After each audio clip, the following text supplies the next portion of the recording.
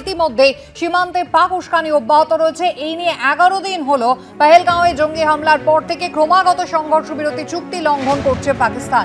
সরাসরি সন্দীপ সরকার আমাদের সঙ্গে। সন্দীপ,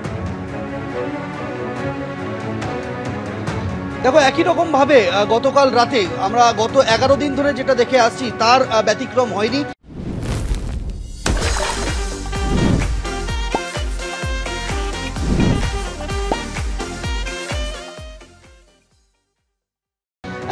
কাশ্মীর এবং জম্মুর বিভিন্ন সেক্টরে সিজফায়ার ভায়োলেশনের ঘটনা ঘটেছে।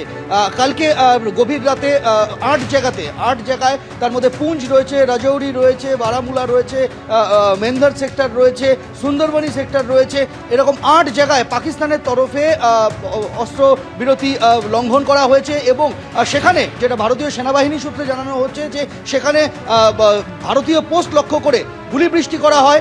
পাল্টা ভারতীয় সেনাবাহিনী তার প্রত্যুত্তর দিয়েছে। তারপর এই গতকাল রাত 11টা থেকে শুরু করে ভোর রাত পর্যন্ত এই গুলি বৃষ্টি চলে। ভারতীয় সেনাবাহিনী পাল্টা জবাব দিয়েছে তাদের তরফে। এই নিয়ে পরপর 11 দিন ধরে কিন্তু একই রকমভাবে রাতের অন্ধকার নামলেই ভারতীয় পোস্ট লক্ষ্য করে গুলি বৃষ্টি সেটা হয়েছে।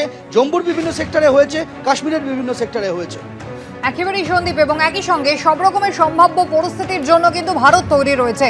পাক অধিকৃত কাশ্মীরে তৈরি পরপর লঞ্চপ্যাড, সেখানেই অপেক্ষা করছে শতাধিক জঙ্গি। আটোসাটো নিরাপত্তা থাকায় ভারতে ঢুকতে না পেরে নাস্তানাবুদ হচ্ছে তারা। এরই মধ্যে এবার পাকিস্তানের হয়ে গুপ্তচর বৃত্তির অভিযোগে দুজনকে গ্রেফতার করল অমৃতসর গ্রামীণ পুলিশ। নিয়ন্ত্রণ রেখায় কড়া নজরদারি রয়েছে ভারতের নিরাপত্তা বাহিনীর। তার মধ্যেও একটা সুযোগের অপেক্ষা। নিয়ন্ত্রণ রেখার খুব কাছে লঞ্চপ্যাডে বসে ভারতে ঢোকার অপেক্ষা করছে শতাধিক জঙ্গি। গোয়েন্দা সূত্রে দাবি, পাক অধিকৃত কাশ্মীরে জঙ্গিদের 42টি লঞ্চপ্যাড চিহ্নিত করেছে ভারতীয় সেনাবাহিনী। সূত্রের দাবি, পিওকের দক্ষিণ পীরপঞ্জালে জঙ্গিদের 32টি লঞ্চপ্যাড চিহ্নিত করা হয়েছে, আর উত্তর পীরপঞ্জালে চিহ্নিত করা হয়েছে 10টি জঙ্গি ঘাঁটি। সূত্রের খবর, পাক অধিকৃত কাশ্মীরের লঞ্চপ্যাডগুলিতে 100 থেকে 130 জন জঙ্গি রয়েছে। দক্ষিণ পীরপঞ্জালে রয়েছে অন্তত 100 জন জঙ্গি, আর উত্তর পীরপঞ্জালে অপেক্ষা করে রয়েছে অন্তত 32 জন জঙ্গি। আর এক্ষেত্রে জঙ্গিদের সঙ্গে হাতে হাত মিলিয়ে কাজ করছে পাকিস্তানের সেনাবাহিনী। গুলি চালিয়ে কভার দিয়ে জঙ্গিদের ভারতে অনুপ্রবেশের সুযোগ করে দেয় তারা। এইভাবে একদিকে জঙ্গি ঢোকানো, আরেকদিকে গুপ্তচর বৃত্তি, দুইয়ের ওপর ভর করে ভারতে আঘাত হানার ক্রমাগত ছক কষছে পাকিস্তান। এবার পাকিস্তানের হয়ে গুপ্তচর বৃত্তির অভিযোগে পাঞ্জাব থেকে গ্রেফতার করা হলো দুজনকে। অমৃতসর গ্রামীণ পুলিশের হাতে গ্রেফতার পলক শের মসি এবং সুরজ মসি। পাঞ্জাব পুলিশের তরফে জানানো হয়েছে, অমৃতসর সেনা ক্যান্টনমেন্ট এবং অমৃতসর বায়ুসেনা ঘাঁটি সম্পর্কে গুরুত্বপূর্ণ তথ্য এরা পাকিস্তানে সরবরাহ করছিল। শুধু তাই নয়, সেনার স্পর্শকাতর জায়গার ছবি পর্যন্ত পাকিস্তানকে দিয়েছিল এই দুইজন। তাদের ফোনে এমন একাধিক ছবি পাওয়া গিয়েছে। ধৃত দুজনের ফোন বাজেয়াপ্ত করেছে অমৃতসর গ্রামীণ পুলিশ। আর পাকিস্তানকে তথ্য সরবরাহ করতে এদের হয়ে মিডলম্যানের কাজ করত অমৃতসর সেন্ট্রাল জেলে বন্দী হরপ্রীত সিং। इनके मोबाइल फ़ोन में सेंसिटिव इंस्टॉलेशंस की फ़ोटोग्राफ्स और वीडियोस हमें पता चला कि इन्होंने शेयर किए हैं। ये PIOs Pakistan based entities Pakistan में बैठे हैं, उनके भी नंबर हमें रिकवर हुए हैं और उनके साथ ही इन्फॉर्मेशन शेयर करते थे।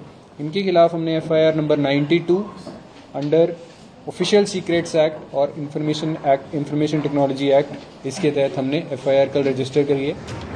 তাহলে কি সামরিকভাবে মোকাবিলায় অক্ষম এবং সবসময় চোরাগোপ্তা হামলা চালাতে অভ্যস্ত পাকিস্তান এবার দিশেহারা হয়ে বিভিন্ন প্রান্তে গুপ্তচর ঢুকিয়ে ভারতের সেনাবাহিনীর ক্ষমতা আর প্রস্তুতি সম্পর্কে আভাস পেতে চাইছে?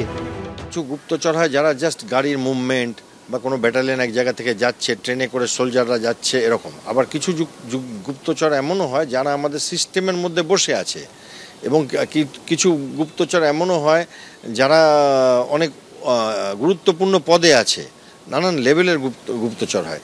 তো গুপ্তচরের থেকে যে ইনফরমেশনগুলো তারা পায়, সেই ইনফরমেশনের একটা আপনি বলতে পারেন কোলাজ বানিয়ে তারা ব্যাপারটা বোঝবার চেষ্টা করে। পাকিস্তান যাই চেষ্টা করুক না কেন, প্রত্যেকটার যোগ্য জবাব দেবে ভারত। সেটাই দেখার অপেক্ষায় দেশবাসী।